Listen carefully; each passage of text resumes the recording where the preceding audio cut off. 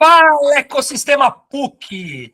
Estamos aqui num momento muito especial para falar sobre o HiPUC, Health Innovation PUC, um dos principais, se não o principal programa de estímulo e apoio à inovação e empreendedorismo na Escola de Medicina e Ciências da Vida, que começou em 2016 e esse ano completa 10 anos.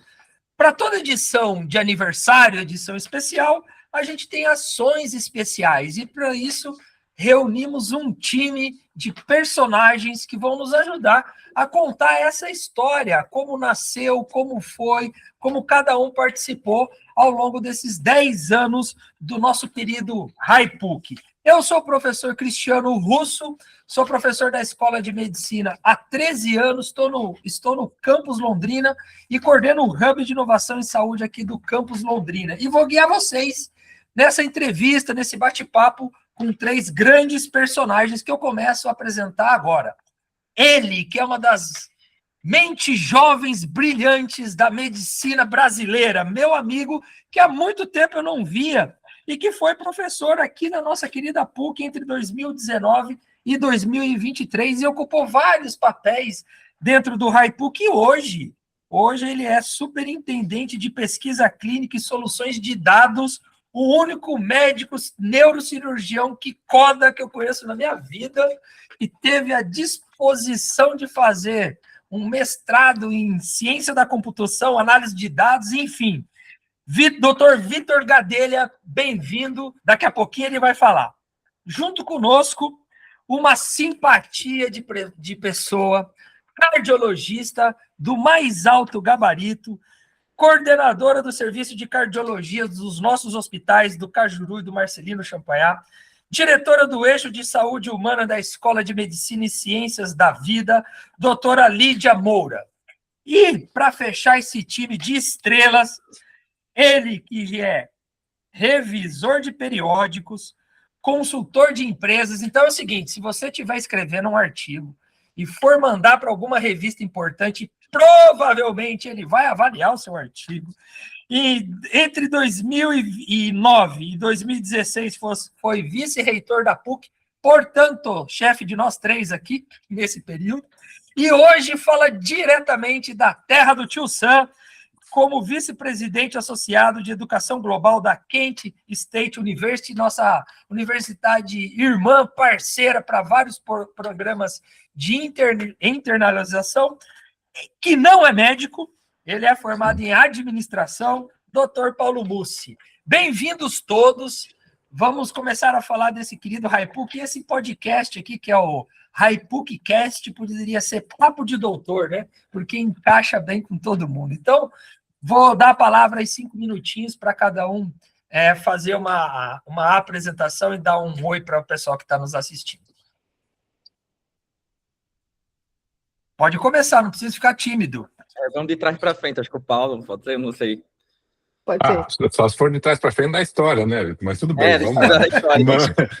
Bom dia a todos, né? É um prazer estar aqui, né? Cristiano, Vitor e Lídia, né? Relembrar um pouquinho da história do HiPUC, né?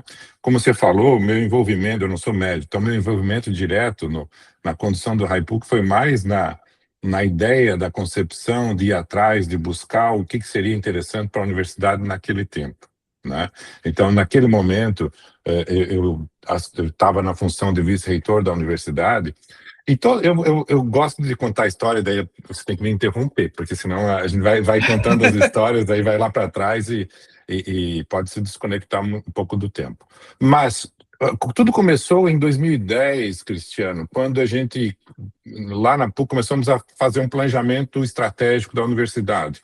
E desenhamos uma visão de futuro, uma visão bem interessante, foi uma visão bastante participativa, a Lídia estava lá, a gente foi e construímos uma visão da universidade, um objetivo grande de ser uma universidade de classe mundial.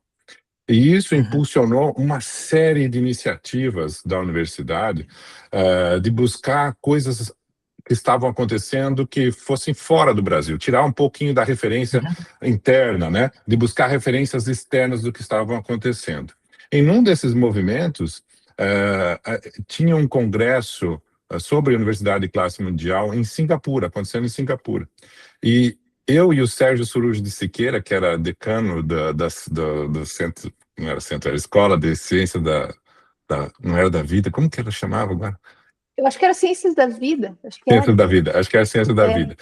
Fomos lá em Singapura, e Singapura tinha tinha um congresso acontecendo, mas Singapura tem também uma coisa que nós estávamos querendo implantar na PUC, já existia, mas a gente queria ampliar, que era o Tecnopark, né, um parque científico tecnológico. E em Singapura tinha uma unidade do biodesign de Stanford, lá. E nós fomos visitar essa unidade do biodesign de Stanford. Nós dois ficamos, mas eu especialmente fiquei muito impactado pelo modelo que eles tinham de lidar com a inovação na área de saúde, né? E o quanto que aquilo trazia desenvolvimento local. Então era uma unidade que alinhava bem não só com a academia, mas também com o desenvolvimento industrial, dessa indústria da saúde em Singapura. E a partir dali, aquilo ficou na minha cabeça e foi assim, temos que conectar com Stanford.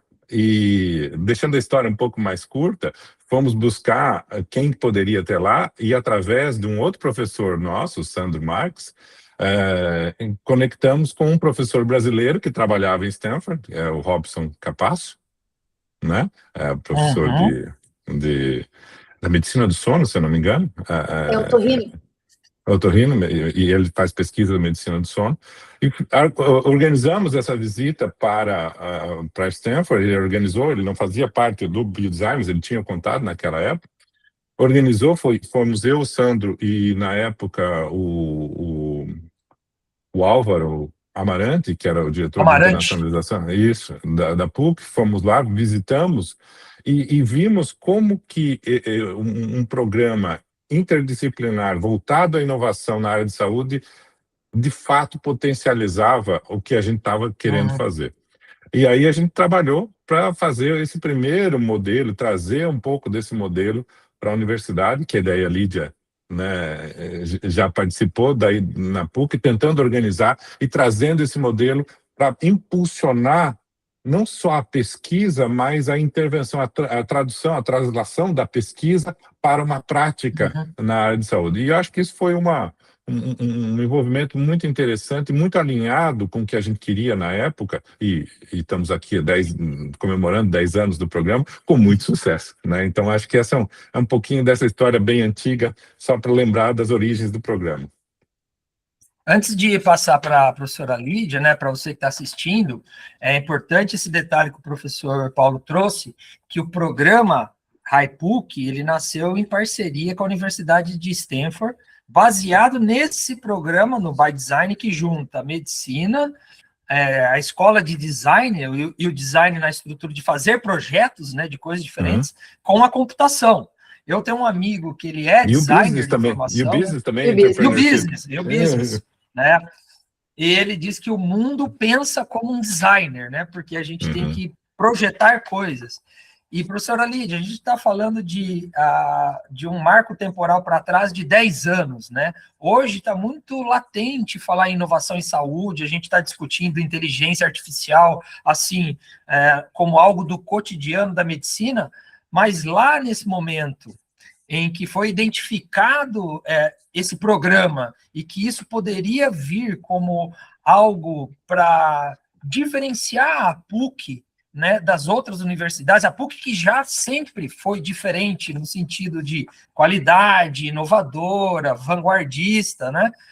Mas a gente está falando da medicina, que é um ambiente que talvez para a inovação, na minha opinião, que estou nele há mais de 15 anos, um pouco árido, há 10 anos. Como que foi esse processo, traduzir isso tudo para trazer para a nossa universidade? Então, primeiro, assim, obrigada pelo convite, né? A gente não sabe se agradece ou se fica chateado, que já são 10 anos, mas, enfim, estamos todos aqui.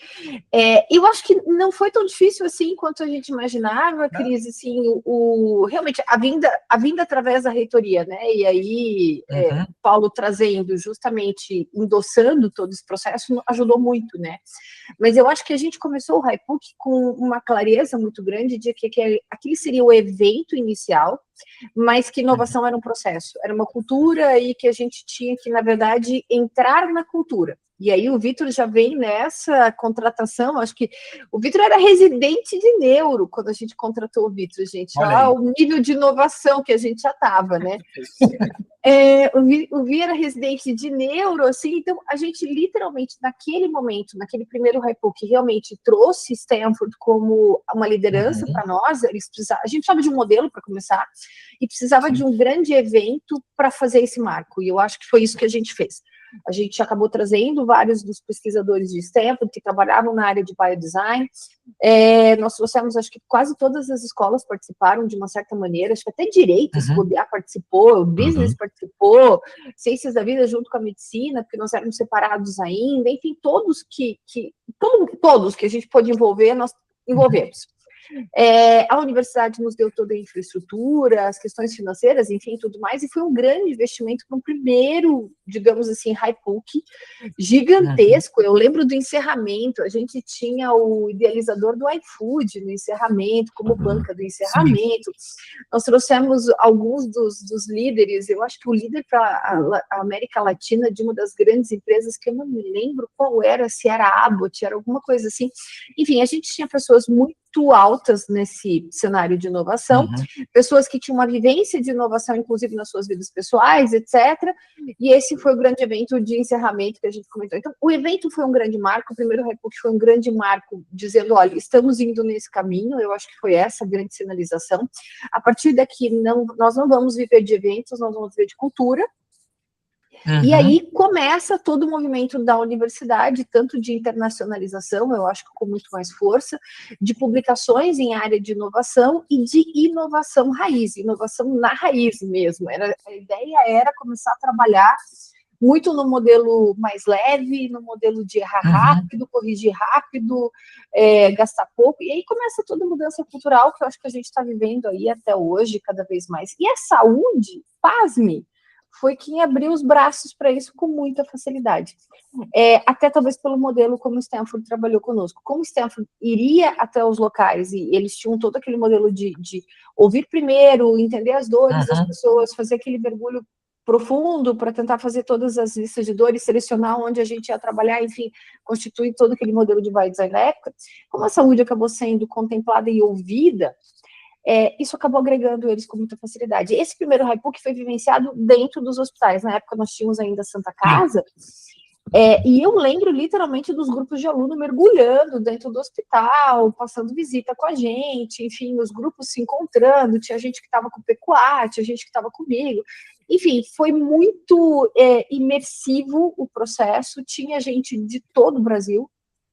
Esse foi também uma outra característica, ele não foi um evento local, ele foi um marco local, mas ele foi um evento nacional, tinha gente de todo o Brasil inscrito nesse programa, gente de todas as instituições de Curitiba, enfim, e o término foi muito, assim, eu vou dizer que foi um término festivo, né, foi aquele primeiro evento para casar, para dizer para que viemos, tudo mais.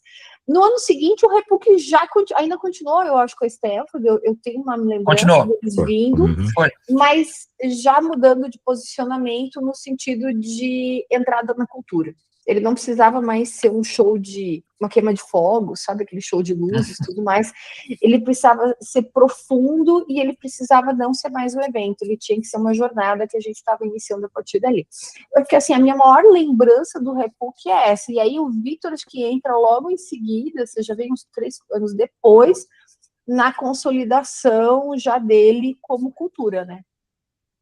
Essa primeira edição é interessante, esse papel de Stanford, né? Porque eles trouxeram a equipe, acho que foram 3 pessoas, né? 3 pesquisadores, professores de lá. O Robson Capasso estava, tinha mais 2 que eu não lembro o nome, que também vieram, né? Um era indiano, se eu não me engano. Um era indiano, e já que é para a gente contar histórias, é o Ravi. Eu recebo o cartão de Natal dele até hoje. É muito interessante, eu recebo o cartão de Natal. Isso é a história da inovação, que cria conexões, e essas conexões elas perpetuam ao longo do tempo, né? Elas não se encerram ali. E essa primeira edição, que foi aberta para o Brasil inteiro, tinha que submeter o currículo para ser avaliado e para poder participar, né? E o Vitor, ele chega, né, Vitor, num outro momento em que esse olhar do HiPUC, ele já está mais focado para a própria PUC, né? Em que os alunos estão participando, os professores estão participando com não só mais medicina e ciências da vida, mas envolvendo toda a comunidade universitária PUC num desenho um pouco mais voltado para a cultura interna da universidade, né? E aí o foco já é o público mais jovem, é o nosso aluno que está ali no dia a dia, nos vários períodos dos diversos cursos. Como que foi essa tua chegada e ter que encarar esse desafio de traduzir aquilo que começou mais rígido, talvez, né, com um pouco mais de popa, para o negócio do hands-on mesmo, mão na massa, com o nosso público de alunos e professores? Pô, Cris, obrigado aí, super feliz aqui de estar com vocês para poder a gente trocar essa ideia. E eu acho que eu venho num momento que existe uma virada, e você participou disso também, né? Começa a ter uma virada de como a gente enxerga a inovação na saúde. Então, a inovação na saúde era o P&D tradicional, né? Aquela coisa mais pesada mesmo, mais custosa, e existe até hoje, sempre vai existir, inclusive. Estamos passando por uma transição novamente, né, de biotechs ganhando mais visibilidade, enfim, a gente pode comentar isso no final. E eu estava muito conectado por diversos motivos, estava com startup, estava muito conectado com alguns ecossistemas aqui em São Paulo já, mesmo ali na residência, e eu consegui conectar com o ecossistema da Hot Milk. E, coincidentemente, pela medicina eu conhecia a Lídia, conhecia a Cris, então são pessoas que estavam ali próximo e teve essa ideia, cara, como é que a gente dá uma visão, uma cara um pouco diferente, conectada com as coisas que a gente está escutando, né? Foi uma época que tinha muito hackathon, foi uma época que a gente falou muito sobre os profissionais, de uma maneira geral, têm que ter um viés de empreendedorismo, a gente tem que falar um pouco sobre isso, eles têm que viver um pouco sobre isso, né? Que era algo que era muito distante, eu não sei, talvez há 10 anos atrás, né? Começar a querer colocar uma cultura de empreendedorismo em todos os cursos, não seria... né, tão racional, assim, não é racional, não seria assim, o core, a gente não enxergava isso, né, então eu venho nessa época que tem o surgimento das startups, tem o surgimento desses ecossistemas de inovação, a tecnologia ela começa a ficar um pouco mais fácil, então tem essa virada de aplicativos, né, então muito das ideias que a gente pega lá para trás, cara, é aplicativo, e muito por esse sentido, e nasce algumas startups aqui no ecossistema de São Paulo, inclusive Curitiba, que começam a virar protagonista. Então acho que eu entro nesse cenário onde como é que a gente traz um pouco desse mundo para cá, e aí tem um apoio muito forte, uma presença muito forte do Marcelo, pessoal da Hot Milk, para desenhar essa nova forma, né? Algo mais soft. Então, a gente começa novamente o HiPUC através de um evento, né? Um evento mais hands-on, e como você falou, um evento ali, né, que praticamente era um final de semana, com alunos mais de todos os cursos, e era aberto também para pessoas de fora, mas com certeza concentrou mais dentro da PUC, e trazendo essa cultura, então trouxe muita gente, a gente trouxe muita gente dos ecossistemas, das startups para falar, a abertura e o fechamento, então acho que mudou um pouquinho a cara nesse sentido de como é que a gente se conecta mais nesse cenário, e teve muita coisa bacana que aconteceu nessa imersão, porque a gente começou a ver essas interações entre os professores, e quem ganhasse, né, ele ganhava ali uma imersão dentro do Hot Milk, criando também essas conexões. E aí a gente vem para 3 jornadas, eu participei de 3 jornadas, uma foi o recomeço ali, né, mais focado em, talvez, medicina, e isso evoluiu para uma lógica de One Health, com integração das escolas de saúde de uma maneira com a de medicina, o que trouxe outro patamar, outra visão, outra característica, né, e isso tem se perpetuado até hoje. Então, acho que, tentando passar em 5 minutos, é um pouco de onde eu entro. Estou muito feliz de participar dessa história, tá? Ele não diminuiu. Acho que isso é muito legal de saber. Ele não diminuiu, tá, Cris? Porque muita gente, quando escuta esse início histórico, Stanford, dá a impressão de que a gente está reduzindo o HiPUC. É que a gente deixou de precisar do evento. A gente ainda tem ele como um marco, eu acho, dentro da escola.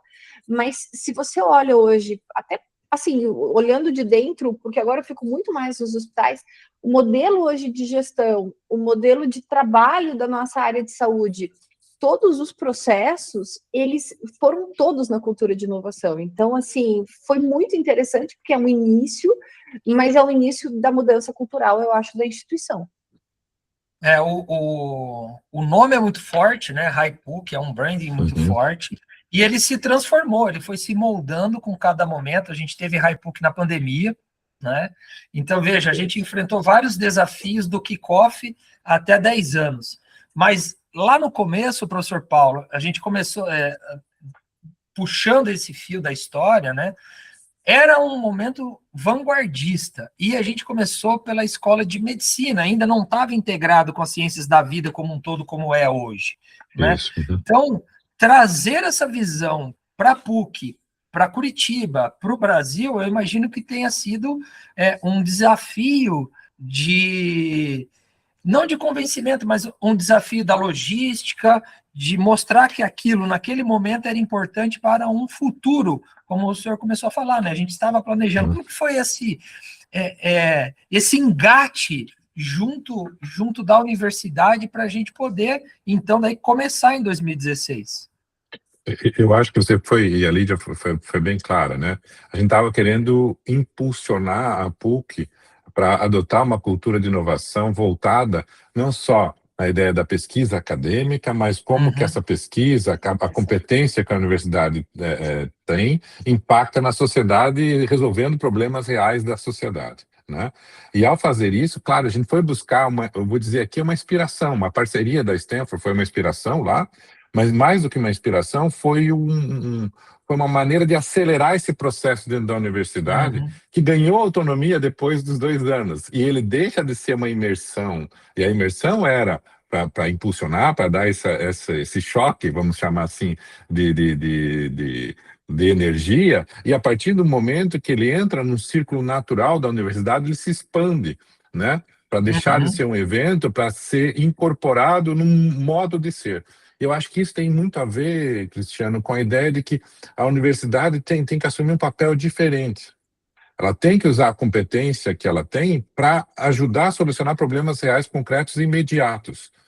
Coisa que não é usual no padrão tradicional de uma universidade. A gente está muito mais preocupado em desenhar o futuro, faz pesquisa básica, e tá certo, tem que continuar fazendo, mas tem uma experiência que a gente não pode desperdiçar. E eu acho que o HiPUC tem essa característica. Começa com a medicina, porque tem problemas facilmente identificáveis, que podem ser adotados com uma metodologia específica, mas depois, claro, que ele vai crescendo e vai sendo mais interdisciplinar, porque os problemas são interdisciplinares também, né? E eu acho que essa que foi uma trajetória bonita, né, do programa, que inicia, você tem uma aceleração inicial com um parceiro, claro, de peso, um parceiro super forte, mas que depois ganha uma autonomia e que ganha uma vida própria com mais força ainda, porque daí não depende mais do parceiro, tem a sua própria capacidade de seguir em frente.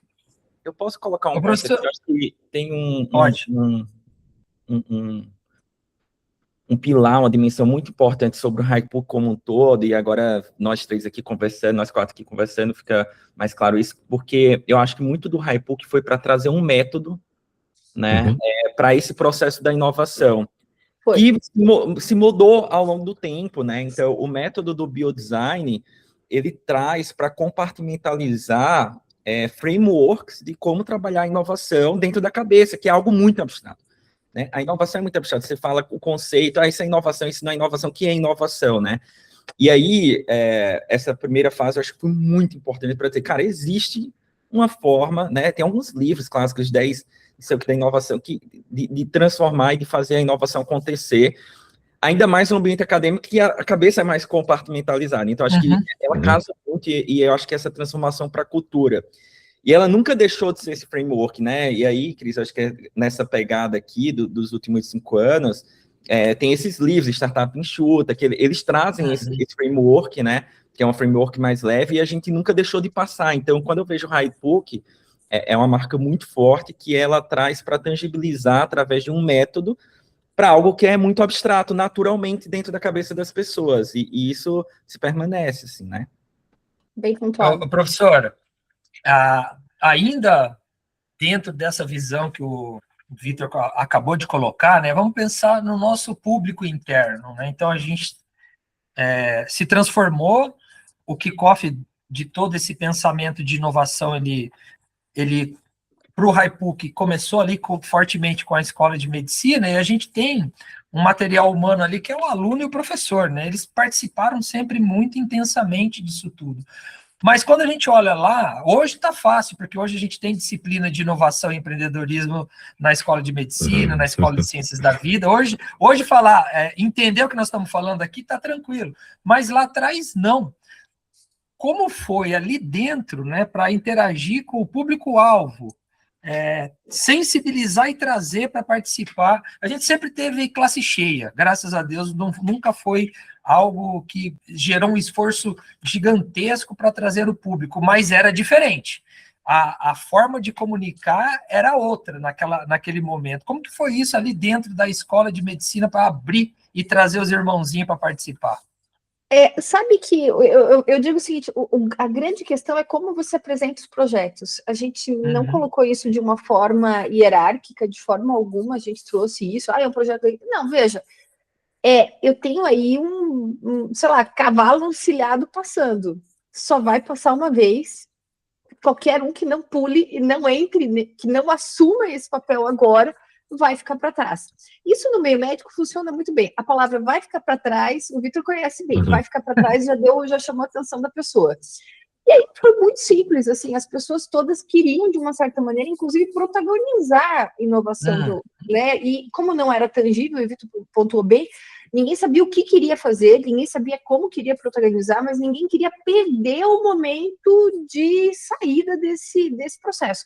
Enfim, a gente deixou muito claro que isso era um processo, isso não era um evento único, a gente estava dando a largada nele, era melhor embarcar ali do que depois ter que correr atrás para pegar as coisas.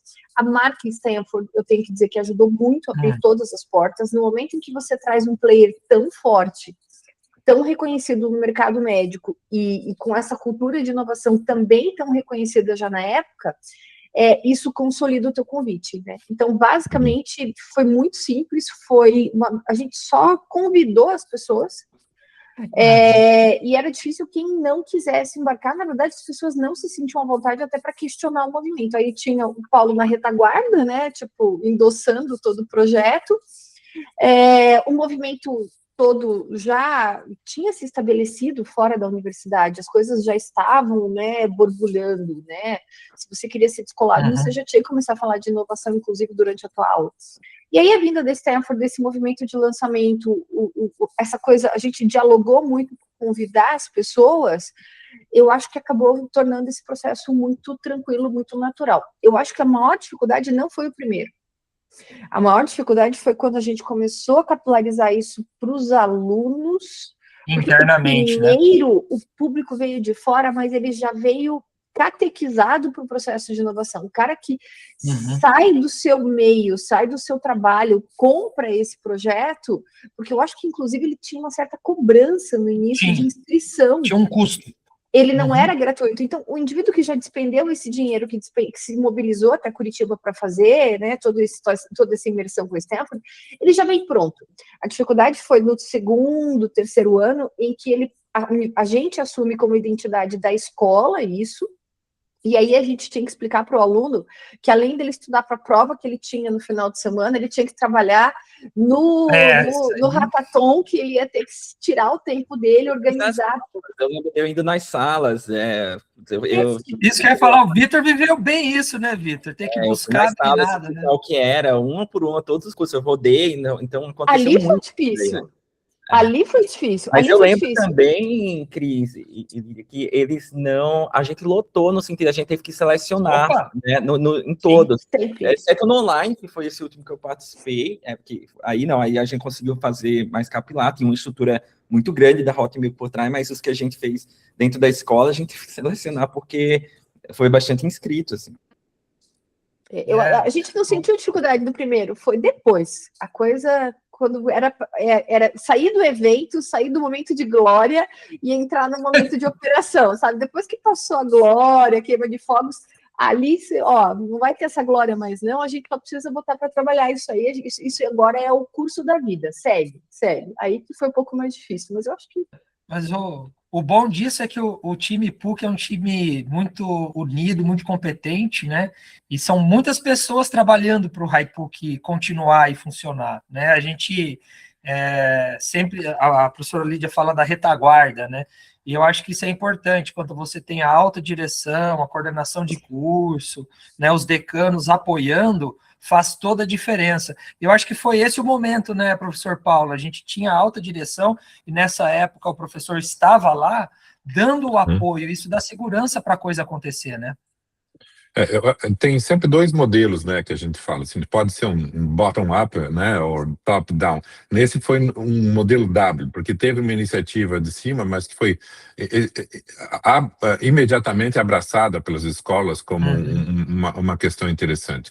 E por quê? Eu acho que isso é importante dizer, porque a visão de futuro foi construída coletivamente, né? Todo mundo participou daquela ideia, vamos construir uma visão desafiadora. Todo mundo estava disposto a se desafiar e abraçar algo novo, e esse foi um dos elementos, né? O HiPUC é um dos elementos da inovação daquela época, que a gente está celebrando aqui, mas que foi, acho que muito importante, porque ele materializa essa ideia de que inovação é uma questão central para uma universidade que era e ainda é bastante tradicional, né, na sua abordagem, né? Eu acho que isso foi um momento bem interessante na trajetória. E me corrija aqui, Viver Educação. Tem um lado de pioneirismo aqui, né? Porque até hoje tem instituições que não fizeram movimento nesse sentido. E é aquilo que ali falou, está correndo atrás agora dessa cultura, né, imersiva. Então, acho que tem um pioneirismo muito forte, assim, um protagonismo muito forte, né, na PUC. Cara, tem pessoas que eu encontro hoje que lembram, né, dessa figura. Processo, mas eu acho que você falou uma coisa que foi realmente a cultura, é protagonismo, e é agora o modo como a gente vive. Se vocês lembrarem, na pandemia, quando a pandemia iniciou, a PUC em 24 horas, ela virou completamente o processo dela de ensino. Nós tivemos instituições que demoravam meses para conseguir fazer. Em 24 horas, a gente tinha migrado completamente todas as aulas para as plataformas, etc., e de forma confortável. Ok, nós tivemos professores da medicina que a gente se matava de rir, que a gente tinha que ir na casa dele para ligar os computadores, porque acho que ele não ligava o computador direito na casa dele por muito tempo, entendeu? Tinha professor que botou um quadro, tinha professores que colocavam um quadro atrás da câmera para poder usar o quadro, tudo mais. Mas o fato é, a instituição como um todo, ela já tinha adquirido essa leveza de espírito e de operação, e a coisa de aceitar rapidamente mudanças, porque eu acho que a inovação tem isso, você precisa criar uma leveza e uma configuração pessoal de aceitar mudança rápido. Porque é isso, né? O inovar, às vezes, você está fazendo um processo e aí você, de repente, enxerga uma oportunidade de fazer ele diferente, e você precisa testar. Então, você precisa estar leve para isso e você precisa ter uma mudança de direção rápida. E eu acho que foi isso. A instituição foi adquirindo isso, não só na escola de medicina, em toda a instituição. E até hoje é assim, né? Eu concordo, e essa palavra pioneirismo, ela encaixa muito bem para a PUC. Eu acho que isso é um motivo de orgulho para a PUC Paraná, né? Porque não era o empreendedorismo e a inovação pilares estratégicos da PUC Paraná naquele momento. A própria Hot Milk, né, que é o nosso grande arcabouço, nosso grande ecossistema, estava nascendo de 2014, então ainda era uma salinha pequena ainda, com poucas pessoas trabalhando, e a universidade ainda não entendia o que aquilo fazia, entregava de uma forma mais concreta. E o HiPUC chega com essa proposta gigante dentro da escola de medicina, envolvendo vários atores, trazendo um player do tamanho que é a Stanford, e hoje tem um papel que já reverbera dentro da nossa universidade. Veja, a gente tem a disciplina de inovação em saúde, inovação em medicina, e quando ela começou em 2021, a PUC foi a 5ª escola de medicina do Brasil a ter essa disciplina no currículo da graduação, ainda que fosse uma disciplina optativa. Mas isso já é colheita da cultura de inovação que vem sendo semeada pelo HiPUC ao longo desses 10 anos. E aí, professor Paulo, eu quero aproveitar que hoje você tem uma posição como um parceiro nosso fora do Brasil, e qual a importância dessa caminhada de 10 anos hoje para a PUC, quando ela se coloca como uma universidade pioneira, vanguardista, mas também internacional. O quanto isso contribui para todo esse desenho da nossa universidade? Eu acho, né, e eu acho que esse foi um salto super importante, a partir da ideia de que a universidade não tem mais como sua referência somente o seu entorno. Não é que esquece o seu entorno, mas a referência deixa de ser só o entorno e olha para fora. E isso é muito natural, porque é uma coisa que eu falo, assim, a matéria-prima, né, da universidade, o que a gente lida é conhecimento. E conhecimento não tem fronteira. Conhecimento, ele é desenvolvido no mundo inteiro. Então, a universidade se internacionalizar, se expor, tem que ser uma coisa natural.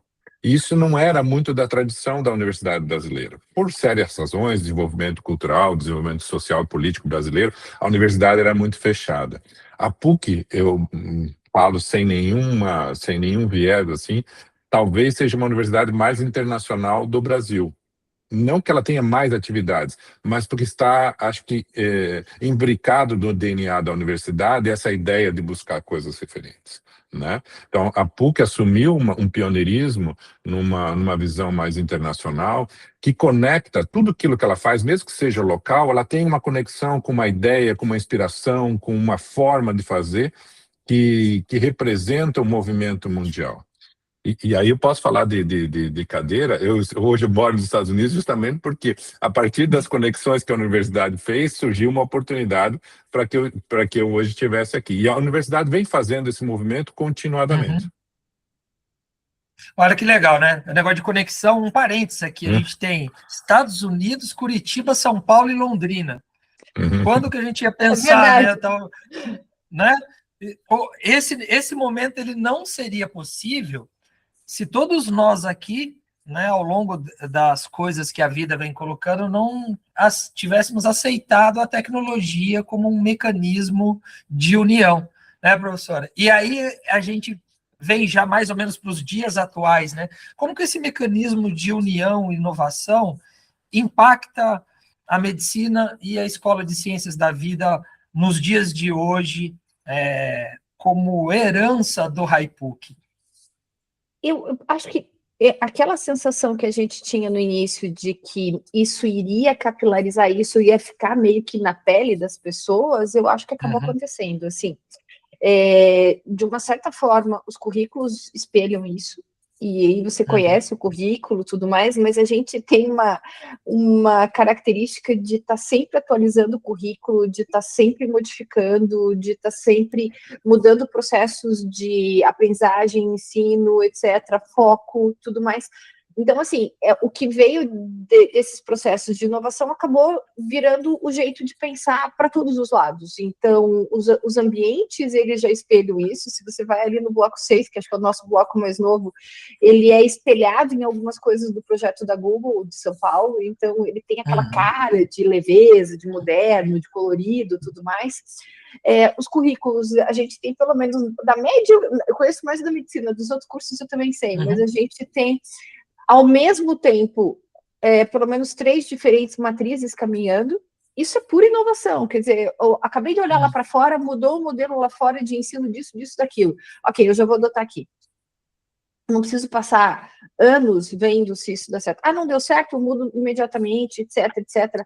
Enfim, então, o que eu vejo em relação a todos os processos, a gente adquiriu essa capacidade de olhar para fora, que o Paulo pontuou bem, entender, e não é olhar só para a universidade brasileira, é olhar para o que está sendo feito em qualquer lugar do mundo e vamos tentar entender como ele está funcionando, como eu aplico isso para a minha cultura, como eu aplico isso para o meu meio, como é que eu reflito isso na minha comunidade, etc, etc. Tá, vamos lá, vamos fazer. Tá, testa, deu certo? Bora. Então, assim, para mim, inovação é isso, testa rápido, erra rápido, volta rápido, corrige rápido o rumo, vai todo o tempo olhando para as iniciativas, porque o que antes demorava 10 anos para mudar, agora demora 10 dias. a velocidade das coisas é diferente. E olha lá. Então, assim, gente, para mim a escola representa exatamente o que o mundo está aí. A demanda dos alunos também está mudando, a gente precisa se adaptar a isso. Culturalmente, as gerações são diferentes, a gente também tem que se adaptar a isso. A gente está, acabei de sair de uma reunião conversando sobre modelos de cursos para pós-graduação, da área médica e tudo mais. E a gente não tem mais curso lato sensu de 1 ano. É impossível, você não vende um negócio desse, você não propõe isso hoje em dia. Em 1 ano a cabeça da pessoa já mudou 20 vezes e a demanda dela mais 30. Então, sabe, tudo isso eu vejo se adaptando na escola.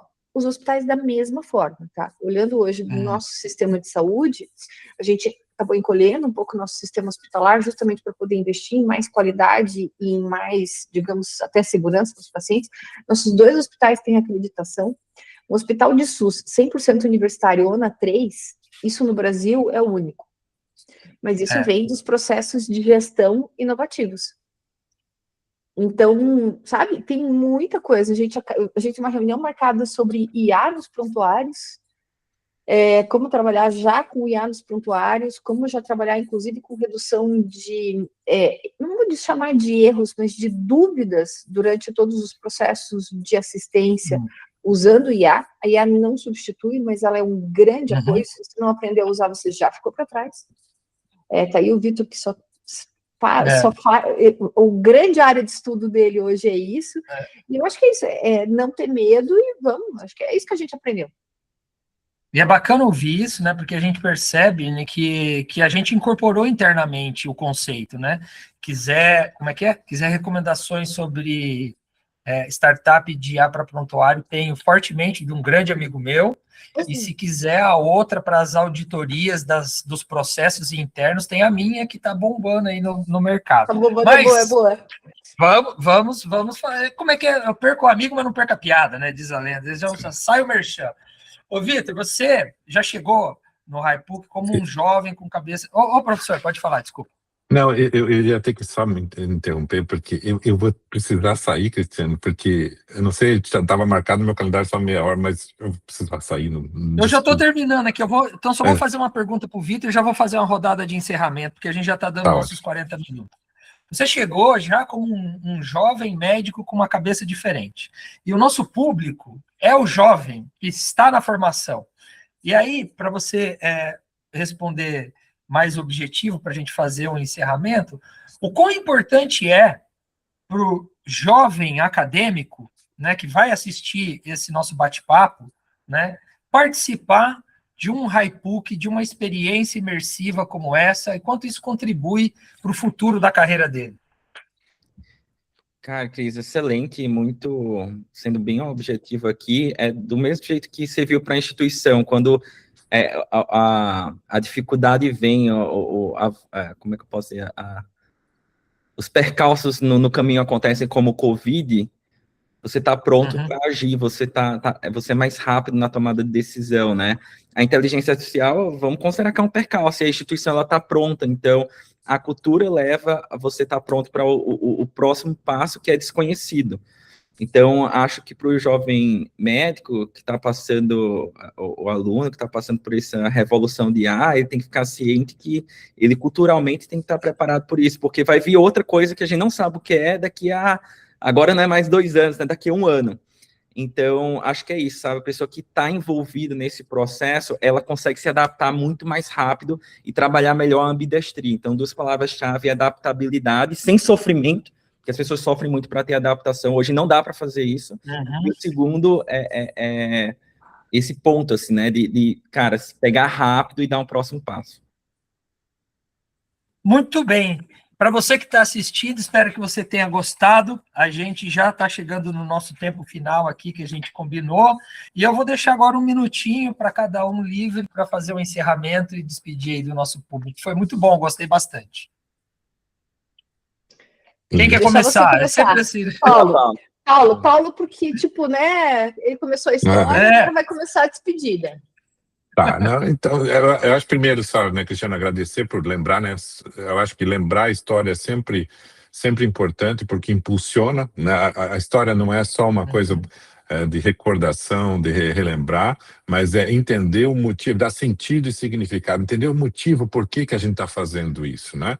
E eu acho que os motivos continuam permanentes, né? E o impacto que isso gera. Então, acho que como só mensagem, só final, é lembrar, é entender o motivo, mas ainda o desafio ainda é enorme. E ele só vai ser alcançado se a gente continuar persistindo nessa trajetória, né? E dar parabéns para todo mundo envolvido. Acho que é um projeto de super sucesso que deve continuar alcançando, impactando a vida de muitas pessoas. Parabéns por tudo. Eu vou no mesmo caminho do Paulo. Eu preciso lembrar de uma pessoa, porque eu não tenho como não falar dessa pessoa. O Marcelo Piloneto, que eu acho que também vai participar. Eu preciso mencionar, o primeiro HiPUC, ele foi literalmente, a gente deve esse primeiro processo, essa magnitude do evento ao Piloneto.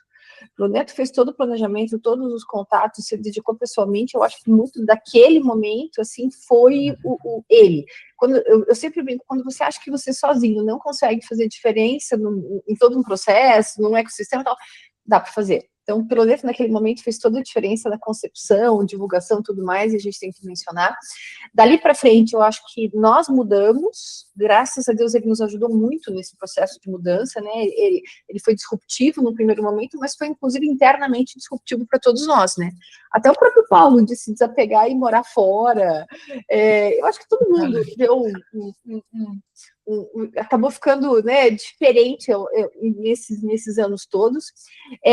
Como é que isso fica, né, para as gerações que vão assistir esse podcast? Eu acho que assim, é muito mais fácil hoje, as pessoas já vêm nascendo nesse mundo de mudanças rápidas. A questão, eu acho que o Vitor colocou bem, isso não pode ser sofrimento, e isso tem que ter direção, porque às vezes mudança rápida dá a impressão de que a gente abre tanto leque que a gente acaba se perdendo muito para onde quer ir. Mas eu acho que a gente vai ter que, o que eu diria para as próximas gerações, né, do que ficou, nós aprendemos com o processo, para eles isso já é natural. A questão agora é aprender a fazer com que tudo isso te faça mais feliz, que você se encontre mais na profissão que você escolheu e que você faça mais diferença para as pessoas. Eu acho que é para isso que a gente usou toda essa estrutura e se mobilizou tanto. Muito bom. Para fechar rapidamente, Cris, só agradecer também tua figura aqui, né, que, cara, tá nesse ecossistema de inovação e trabalha tanto com a marca e traciona tanto. Muito bacana ver você aqui, acho que tudo já foi comentado. E vamos para frente, conta comigo. Ansioso aí para ver os próximos passos aí do programa, tá? Esse ano teremos a participação de alunos do Campus Londrina, Campus Toledo e Campus Curitiba. Então, muitas novidades para comemorar os 10 anos. Eu quero agradecer ao professor Paulo, professora Lídia, professor, por que não, Vitor, esteve conosco, que é professor, né? Sempre vai continuar sendo, né?